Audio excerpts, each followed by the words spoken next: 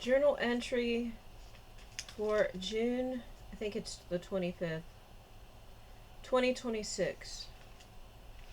I did stay home today, so I noticed some things that I would not have if I wasn't home. And so God knows all this. There are certain things that needed to be revealed to me at my property, and this is possibly it's possibly good or bad news. But now I think the devil's armies, like, they, some of them knew where I lived, but now the man who tried to kill me um, at Mount Calvary, the man who tried to kill me, I don't know what holiday that was, but it was like the Friday or Saturday before Passover or Easter. I don't know, but it lines right up with what's in the Bible because I don't remember. I looked it up. I didn't even know until the day before or the day I was going to Mount Calvary because they said the address. Anyways, the man there who worships the elements and does not believe in God tried to kill me. And he was doing so a couple houses down and across the street. They were renovating that house and renting it out. And it also says for rent. And it looks like they brought this, they have hired this man. They have hired this man to renovate. And I'm not afraid or anything like that. But he didn't, I don't think he knew. Because, well, I didn't expect this, but nothing surprises me at this point. I made coffee, and then I went to sit outside and drink it and read some Bible outside. It was nice and sunny. So instead of sitting in the house, I thought I'll drink it outside on my step. And then, right across the street, I see the man who tried to kill me right before Easter. And he sees me, and he's like surprised. He did not expect to see me. And then he goes back and he comes out. Several times he comes back out and sits down, and he's looking at me. He did not expect. Now he knows where my house is. Now he knows where my house is. So, Lord, are you going to move? Because it's not him. It's who else is he going to tell? Because, like, other people find out, but I guess they're not allowed to spread it to everyone. But now that this man knows, well, he was working with everyone at the soup kitchen, so, well, come on, guys, then. Come on. But this is what I mean. I love this house, but it looks like I'm not going to be able to have a very happy life here or protect my dogs if every single enemy knows exactly where I live. This is weird, because I assumed they already did. But this man didn't, and this is the one that tried to murder me. Well, there's more that have tried to murder me. This one in particular. So I thought he moved across the street, but maybe he was just doing work on the house. I thought they were already done. So it was the house, like, I think it was last year. I just went down the street, and I like cleared, this was right after I went to a church where there was a coven, and I canceled demonic assignments there. I forget, I said something different back then, so I don't remember exactly what I said. Then after that, I thought I'd clear out my street, and this isn't my magical powers. I pray to God, and God does it. So it's the Lord doing it. But anyways, then I did that to my street.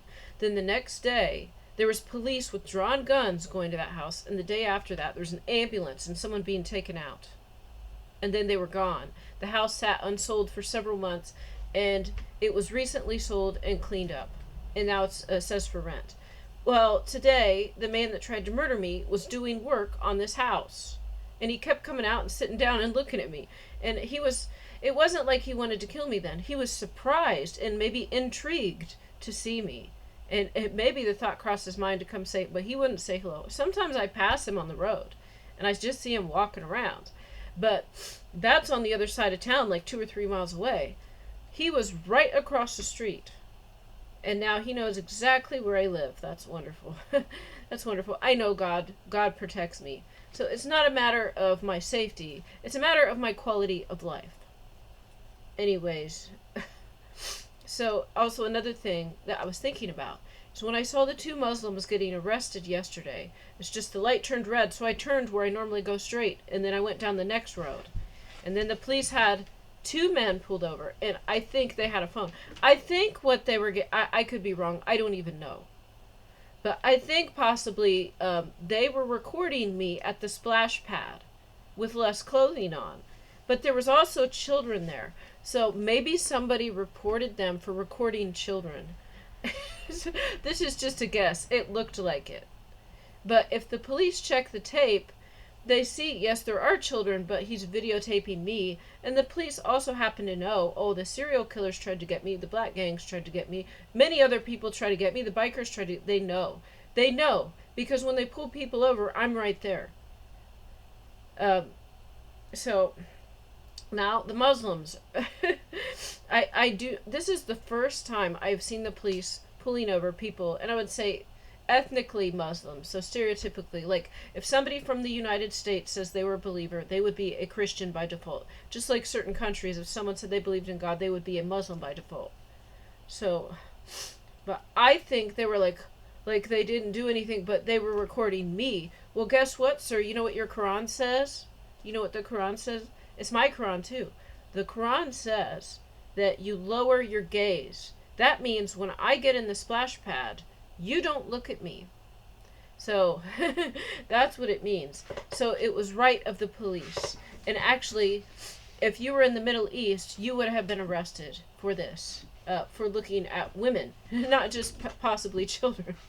But they were watching me because they know that I'm some type of prophet. I thought maybe I was Buffalo Calf Woman and maybe the Mahdi and maybe the second coming of Christ. I don't know. But there's no, nobody knows how many Christs there are. It could be the 144,000. So that's why I'm not claiming more than what I know, because I don't know. But they are spying on me and following me. This is like the entire town is hired and the military. And I don't see them doing this to anyone else. So maybe every city this is going on. Anyways, so while I was at home today, I stayed home. The soup kitchen was closed because it's Thursday. And there was supposed to be something downtown later. So while I'm sitting outside, drinking my coffee, I made like 3 cups worth, so I take my time, and I'm reading the Bible, because I'm researching to find verses. A lot of the Wiccan Christians will not accept the Old Testament, where it says pork is an abomination. So they will only accept the New Testament. So now I'm just like in the book of Acts. Romans and Acts they love. So I'm in Acts right now, and then I'll probably look at Romans next, or Corinthians. All the epistles of Paul. So that's where I need to go, is using their own books to say that we can't eat pork. And I actually did find stuff. But anyways, while I'm out there, so then I see the man that tried to kill me is across the street. And he's not trying to kill me today. It's like he's totally surprised that I'm right there, and now he knows where my house is. But he didn't look like he wanted to get me. He was like surprised, and he kept coming and sitting on the step and like trying to look like out of curiosity, I think. I don't know. That here, I'm alive, I'm fine, this is where I live. Yep, and I'm not running away. I'm just drinking my coffee. You can't do anything, sir, because I am divinely protected by God. And so this man worships what the wind and the sun and the moon and the stars. So they have all tried to kill me, so that will need to be the proof that God is real. As I might tell him, the Lord protects me. That is some proof. If he knows thousands of people have tried to get me, and they cannot, because God is real. So anyways, while I was sitting out there, then I see a car. It stops right across the street, and the whole front of this car is smashed up. It stops there for just 1 minute, walks to the door, goes, so there's a man in there. He walks to a door, goes back to his car, gets in, and leaves. So he only stopped, it was probably less than a minute, but it was right when I was there. And the front of the car was facing me, so that I could see the front of his car was smashed, and he had got karma. They have to show me when they get karma. This is a spiritual law. And I didn't know this before, but I know it now because I see it. I witness it. I see it daily. I see people's karma. Then I'm still drinking, and then every once in a while, the killer tries to come out, and then he goes back in, and he's probably busy working on the house, so. But every once in a while, he'll take a break, come sit out there, and he's like curious, like they're what's she doing? Well, he sees obviously it's my house. And then I'm like near the end of the block, and then later I see a car turn right there, so I see that there is body damage on the front of their vehicle too. They turn like, so I can clearly see. Like my house would be the last one on the block, and they just turn right in front of me so that I could see this is a different car with body damage. And then 2 houses down, their vehicle still has body damage. So remember, like a week or 2 ago, that I was at home drinking my coffee. As soon as I come out, a car like pulls out, and there's damage on the front. And then like so that one leaves, and wait, yeah. So the first car, these are my neighbors across the street, across the street and two houses down. So one car, um, one is leaving, and as it's pulling out, I see there's a smash on the front, like a crack, and then this is all within a matter of seconds. Then a different vehicle goes in the house right next to it, and it's pulling in. So this one leaves, shows me the body damage, and then leaves. Then a few seconds later, one goes into the next driveway, and it's got even bigger smash on the front of that car. These are two different houses right next to each other. So now these people got their karma. So whoever hired them to spy on me, you have found out that it was not worth it.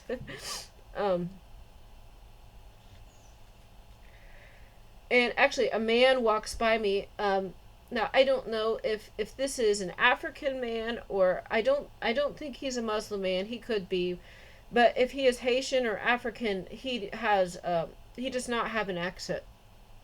He speaks in a regular tone of like. He speaks in a very good English, so I'm not really sure what group he's with, but I've never seen this man before. And he walks right in front of me, and then he turns his head to look at me as he goes by, and he says, "How are you doing?" I said, "Good." And then I just keep reading my Bible, and then he keeps going. So I don't know who this is, but likely word has gotten around who I am, and possibly he's someone from the black church I went to yesterday, or someone that heard about that. And so maybe they just want to see. So maybe just out of curiosity, walks in front of the house. Then, so he starts all the way a few blocks down, and then is walking. Man, I've never seen before. And then he gets to me on the step, turns his head, "How are you doing?" And then keeps going. Because they want to see me. They want to see, who is this person? The person that God protects, because I obey all the laws. And so can you. You too can be divinely protected. But it's important not to eat pork. I had to quit everything. So no pork. They trick me. Sometimes they put it in my food, but that's different than when you do it on purpose. Excuse me. I think they're always trying to feed me pork, but anyways. I actually have lost a lot of weight since I stopped going to the one soup kitchen, because I think they were just like putting pork in my food all the time. Or putting medication in my food to make me fat. Probably both. Because once I stopped going there, I've already lost I've lost like half the weight I put. Well, actually, maybe not. Maybe I'm the same, but like, but I look a lot better now. So they were doing something there. Anyways, then it starts sprinkling a little, and then I'm still writing down some verses, and then a few minutes later it's starting to rain. So like, okay, I'm done with my coffee, now I'm going in. Then it pours down. It's so much rain that the streets are getting flooded. And I'm thinking, well, I'll have to stay home today.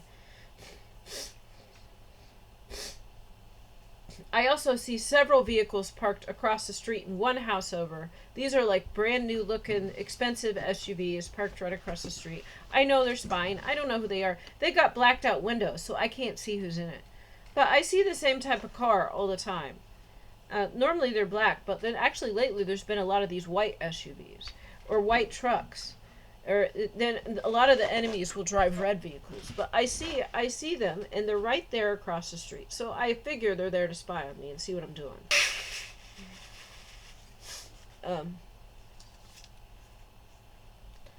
But yeah, then I think there's a lot of rain. I guess if it, this is my sign from God to stay home when it rains like this, and I also feel pretty tired. So. Oh, there was also several Hispanics out mowing the lawn on this side where there never are Hispanics, but then at the house where there were Hispanics that owned it, and they were all out mowing even though it had started to rain. So I think they were out there to spy on me. I think they were, because they weren't out there at first. So after the man that went to kill me, he was in the same house that the Hispanics own and are working on. So he probably told them, and then they decided to come mow the yard so they could get a look at me. And then one went over here too. They normally don't. So that was after the killer, he was in the same house as them. But anyways, I found some frozen meat, and I cooked it, and I ate it, and...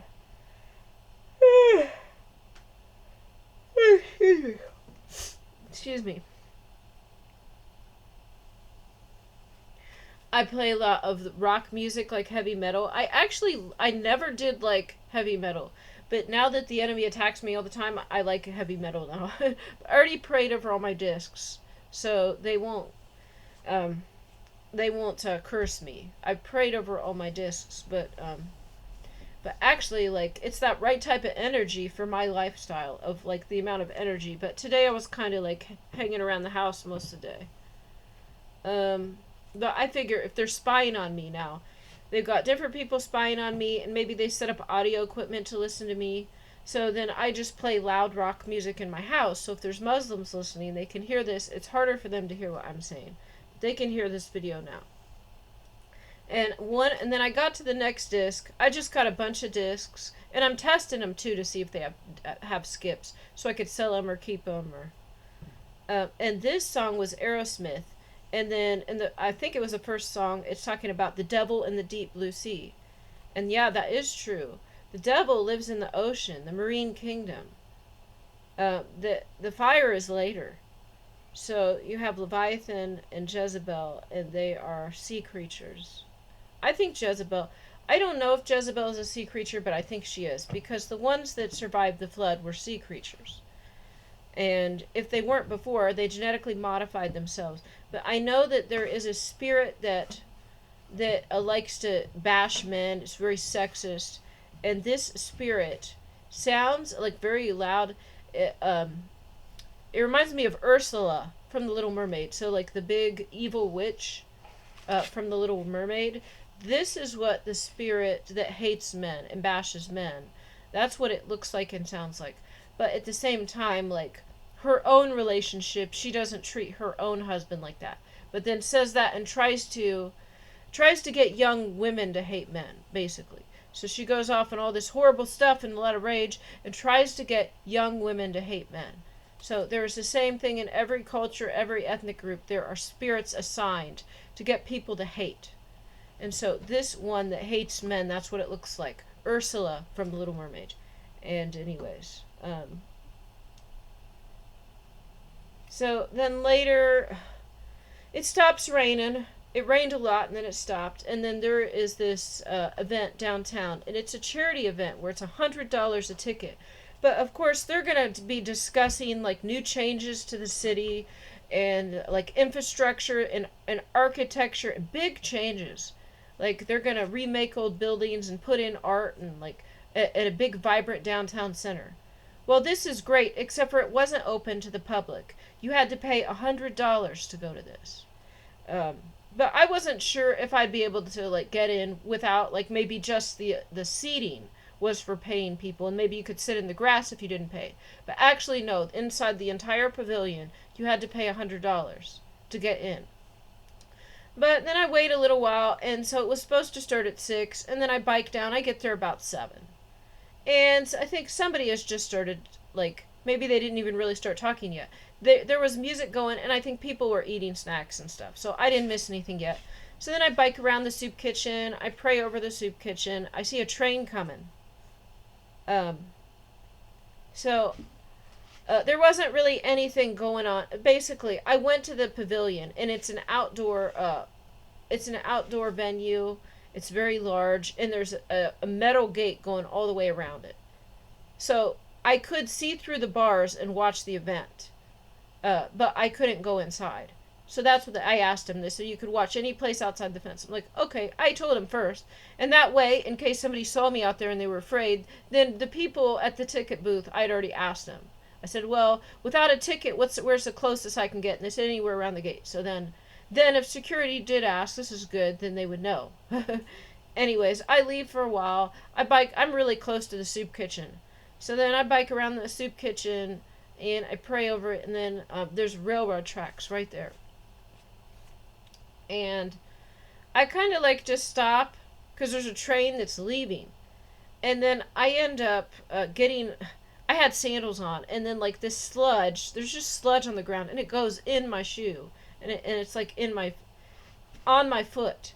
So then I have to take off my shoe, and I'm trying to wipe it off. It's just like this grit, and it's gross. It's not regular mud. So it's taken me a minute to wipe it off. And so I'm thinking, was this a curse that I just prayed over the soup kitchen? This is the one I don't go to. But then, I don't think it was. Because once I finish, another train starts coming. This train came like 5 minutes after the other one. This is highly unusual. Normally, there is more time between trains. So this was full of synchronicities and signs from the Lord. So this is the honest truth. Had I not, if I did not have to wipe off my foot right there, I would have missed at least the beginning of this train. And this was a sign from the Lord for me. So because I got dirt in my shoe and on my foot, and I had to take my shoe off and wipe it all off, then I saw the train as it was coming. This is everything I say in these videos is the honest to God's truth, the best I can remember it. And this just happened today. The train is coming, and the very front of it, on this side it says 777, on that side it says 777, and on the side of the first car it says 777. It's jackpot, jackpot, jackpot. Amazing. This is the honest to God's truth. And I see a lot of trains. I have never seen a 777 train. But that's why I think it was probably God causing this on purpose. And then there are numbers on the side of the cars. So I didn't have time to read them all. But like the one that I would look at and focus on, I actually added up like the numbers on half of the cars. And then some of them were just going too fast or hard to see, so then I didn't focus on that. But there were so many signs and synchronicities on the train cars. So the first car I looked at, the numbers added up to a 7. Then the next car I looked at, the numbers added up to 17. Then the next one, they added up to my birth year reversed. The next one, they added up to the month I was born. The next one, they added up to the day of the month I was born. The next one was my birth year reversed. The next one was a 22. The next one was the day I was born. The next one was a 22. The next one was the month I was born. The next was a 7. The next was a 17. And the last one was a 22. This is like, I looked at least half of them. For all of these to be signs, and the front of the train said 777. Honest to God's truth. And I am not one to tell a lie. So I must have caught the numbers on like half of the train cars. And so I am saying what I believe to be the truth, and I counted them, and see this Bible here. When I place my hand on here to let you know, what I'm saying in these videos is what actually happened, to the best of my knowledge. I might find out there, sometimes I find out it's worse later. So that is possible. But that's why at the time, this is the truth as I know it. And I possibly find out it's much worse later. So anyways, then after I wiped my foot off, I saw this. Then I head back. It's just like a block or two over. So then I go back to this, it's like an outdoor arena, and it's got a fence. And I head back there to see if anything's going on yet. And now they have started, now somebody there is speaking. And actually, when I first got there, I looked through, I biked around and I looked through the bars, and I was trying to look at everybody there. I couldn't make out everyone, but this was the wealthy of the city. And so I looked and I didn't recognize any of them. There was no one there I recognized. And then I come back and I'm looking again. I don't recognize anyone. I don't know any of these people. But these are the ones that are in the know about what is going to happen. They want what is going to happen to the city in the future. And so it's the rich people deciding. It's the rich people deciding, and it's not the little people. And so that's why there are things that the little people need that the rich people don't know about, because they don't have the same lifestyle and they don't have the same problems. So they don't know. That's why they should be asking everyone. But anyways, I know this is mentioned, but it's not put straight out there in a presentation. Like, you got to research and do stuff. So this is almost like it was an elite class that got to make the decisions. And the normal people and the lower class people are excluded. But guess what? I showed up and I watched. I did not pay your $100, but I watched from outside. And it's good for they needed money. This is a good way to raise money. What I don't like is that these were the people that seemed like the ones that were making the decisions, and they had influence, and they were separate from the common human. So that is what I didn't like. So I did pray over this pavilion too, earlier before I biked by the soup kitchen. The soup kitchen is just a block or two over, so yeah, I think it's like 2 blocks over. And I wasn't necessarily gonna go behind the soup kitchen, but I pulled up to the soup kitchen. I saw a bike at the bike rack, and so then I biked because it was blue. So I thought maybe that's my old bike that someone stole. And then I get closer, and no, it's not. It just looked like the same color from back there. And then I saw a groundhog running. Then I saw another groundhog. I'm like, okay, I'm gonna bike here. It says you're not supposed to, but I saw groundhogs, and so like they were luring me. All of this was planned. God planned it all. I probably wouldn't have went back there if I didn't see the bike, and then I didn't see the groundhogs. There's several anyways, or beavers or something. So then there is a man talking, and then he talks about there's a woman who has repurposed old buildings and was redone and fixed up a lot of the city, and has put in a lot of improvements and put in a lot of shops and things, and made a lot of changes, and this was all done in the last 5 years. I moved here 2.5 years ago, I guess. So, and then they said, oh, we got $500 million from Procter and Gamble to rebuild our city. And people are happy, and I go like this. I'm like, thumbs down. No, because Procter and Gamble is bribing almost everybody in the city, except not the high class, but the people that don't pay to have their water filtered is what I'm assuming. Because Procter and Gamble uses a lot of the water in this town in their drug making plants. So I think people are sick from, like, they got trains everywhere, and then there's big pharmaceutical plants. And so I don't know, but it doesn't look good because a lot of people have health problems. So anyways, they got $500 million from Procter and Gamble, and I'm like this, and I'm sure people could see. Actually, there was a man in there. He looked like the man that played the trombone, but he was all dressed up and had the glasses on. So, but he was looking at me. He kept notice I was far away. I was like 100 feet away. I was far away. I was behind the guests, behind the bars, but I could still see it. This man was all the way up on the stage, and he kept looking at me. He knew who I was. He recognized. I don't know if he could see my light. I don't know if he is an enemy or if he is an ally or if he's just a human that can see in the spirit, says we're given different gifts. I don't know. But he kept noticing me. And so I was the only one standing outside of the gate to listen to what they had to say. Procter and Gamble does bribe the city.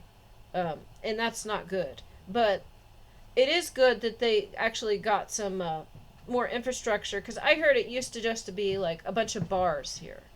And then before I moved, like a couple years before I moved, they put a lot of new stuff in, and they really improved. And then the man who said he's an angel said that they made a lot of changes to this city because Jesus was coming.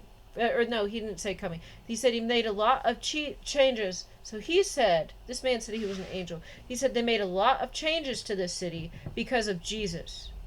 It's what he said to me. It was so weird. It made no sense. But he later, next time I heard him, said he was an angel. Well, it turns out a lot of these angels are walking around. They're just people. They're just people. They just look like regular people, but it's the same spirit. But I was like this, really, really, like, obviously, and no one else did that. That was a little inappropriate, but no, everyone else seemed to like Procter and Gamble, and they gave a lot of holiday pies out to the soup kitchen. Yes, they were delicious, but it's not worth our lives and our health. But they said there was 14 architect firms that want to work on the city. And the person speaking said, this is all possible because we are working on the shoulders of giants. This is nuts, like what they said. Oh, and so I didn't write it verbatim because I was writing as they spoke. So there was a man speaking, then they turned it over to the children of this woman that did all these repairs who has now passed, and they were middle-aged. So they discuss, as soon as I show up, there's just a speech going on, and it's talking about our inheritance. So this reminds me of the Israelites and our inheritance. So that's seriously what I was thinking. It's that nobody says inheritance and related. They were talking about a city. So the city was an inheritance. They said this in the speech. This is biblical language.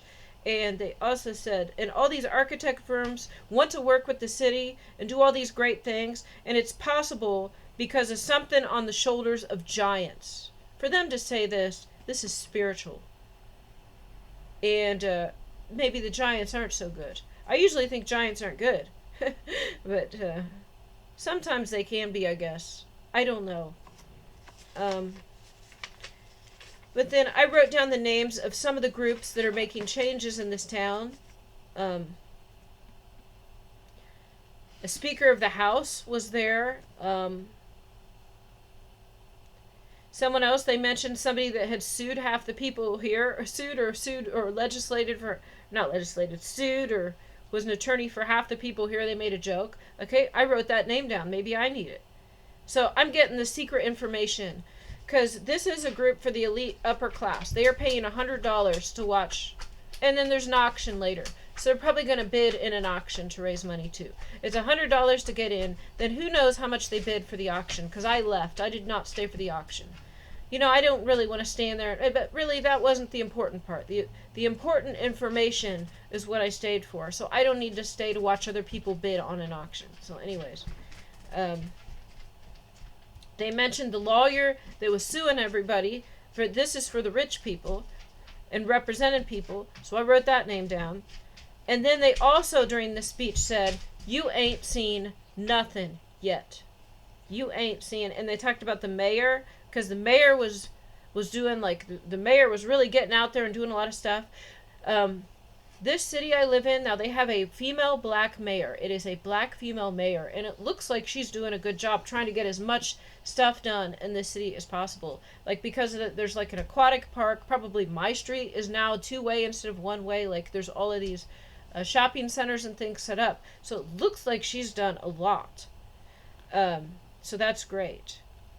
And they're going to put a playground in, a concession stand.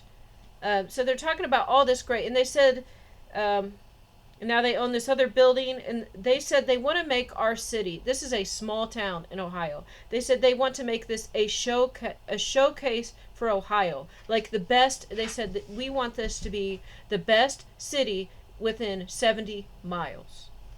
That is what they said. And this is the elite upper class of my city. They were the ones in attendance. They are the ones that are influencing. They are in there with the government officials. So they are there with the mayor and with the other people in the city government, talking to them and influencing them. So they said, we want to make this a showcase of Ohio.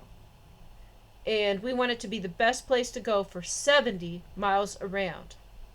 And then they mentioned the names of some groups. So I got the information here.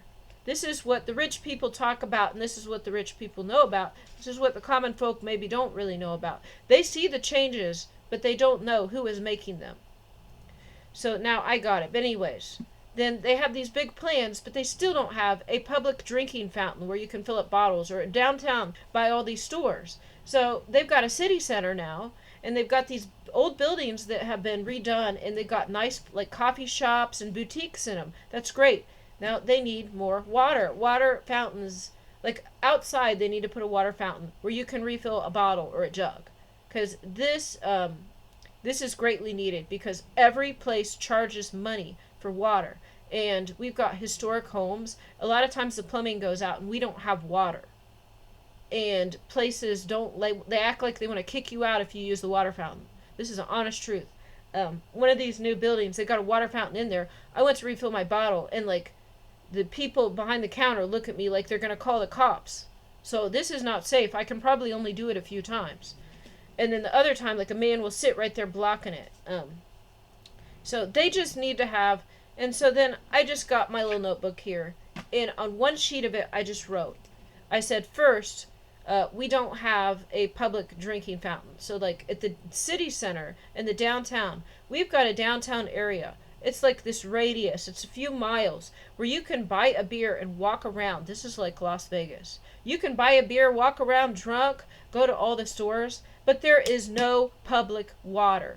and I said, there is homeless people. They are drinking out of a dirty fountain. So the fresh fountain, like clean water, it's new water that comes out. But there's a decorative fountain they have, and it recycles the dirty water. So it grows bacteria, and it can make people sick.